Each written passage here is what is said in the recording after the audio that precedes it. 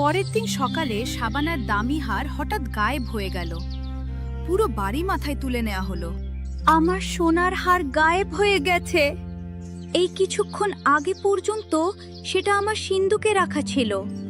বাড়িতে তোমরা দুজন ছাড়া আর কেউ আসেনি। নিশ্চয় তোমরাই সেটা চুরি করেছো। না আম্মি, আমরা আপনার হার নিইনি। আমরা তো জানতামও না যে আপনি হার কোথায় রেখেছেন। আমরা সত্যি বলছি। মিথ্যা বলা বন্ধ করো।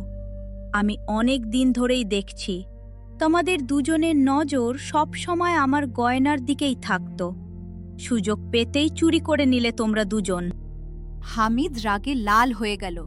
সে কোনো খোঁজ খবর না করেই দুই মেয়েকে চুল ধরে উঠোনে টেনে আনলো।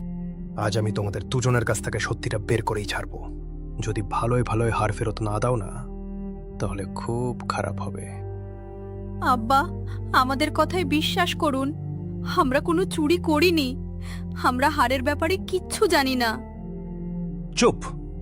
তোমরা দুজন সব সময় থেকে আমার জন্য অপয়া। যেদিন তোমরা জন্মেছিলে না,